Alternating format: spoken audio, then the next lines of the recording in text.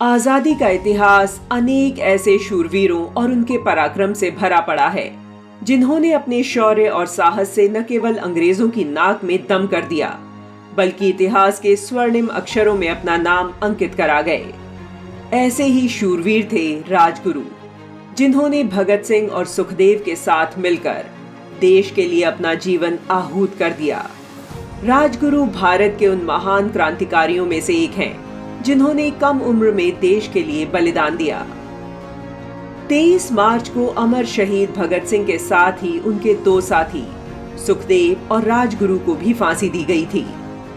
भगत सिंह और सुखदेव का नाम तब तक अधूरा है जब तक उनके साथ राजगुरु का नाम न लिया जाए। वतन के लिए हंसते हंसते फांसी चढ़ जाने वाले शहीद थे राजगुरु, जो आजादी का स्वप्न हृदय में लिए फांसी के फंदे पर झूल गए। भगत सिंह के साथी और क्रांतिकारी राजगुरु का पूरा नाम शिवराम हरी राजगुरु था।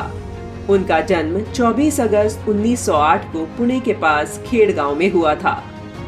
मराठा परिवार से ताल्लुक रखने वाले राजगुरु के पिता का नाम हरि नारायण और माता का नाम पार्वती बाई था। राजगुरु मात्र 6 वर्ष के थे, तभी उनके सिर से पिता का साया छिन गया। पिता के निधन के बाद राजगुरु पढ़ाई के लिए वाराणसी आ गए, जहां उनकी भेंट कई क्रांतिकारियों से हुई। पढ़ाई के दौरान ही अंग्रेजों के अत्याचार और जुल्म को देखकर राजगुरु का मन उनके खिलाफ नफरत से भर गया और वह देश को अंग्रेजों से आजाद कराने का सपना देखने लगे। तीर कमान, निशानेबाजी और कुश्ती में निपुण राजगुरु महान क्रांतिकारी चंद्रशेखर आजाद से काफी प्रभावित थे और इसी के नाते वह सिर्फ 16 साल की आयु में क्रांतिकारी संगठन हिंदुस्तान रिपब्लिकन आर्मी से जुड़ गए थे। राजगुरु और उनके साथियों का एक ही उद्देश्य था, ब्रिटिश सरकार और अधिकारियों के मन में भय पैदा करना। इसके लिए वह घूम घूम कर लोगों को जागरूक करते और मां भारती की स्वाधीनता के लिए जनमानस को तैयार करते थे।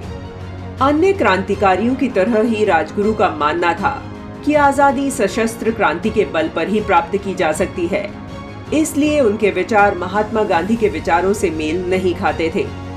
राजगुरु को उनके साथियों के बीच रघुनाथ के छद्म नाम से भी जाना जाता था। क्रांतिकारी गतिविधियों में रहते हुए राजगुरु की भेंट भगत सिंह और सुखदेव से हुई, जिसके बाद तीनों परम मित्र बन गए। राजगुरु ने भगत सिंह और सुखदेव के साथ मिलकर दिसंबर 1928 में ब्रिटिश पुलिस अधिकारी सैंडर्स की हत्या कर दी।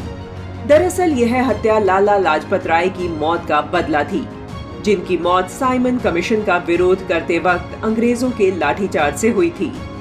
इस हत्या के बाद राजगुरु नागपुर चले गए, लेकिन 1929 में पुलिस ने उन्हें गिरफ्तार कर लिया।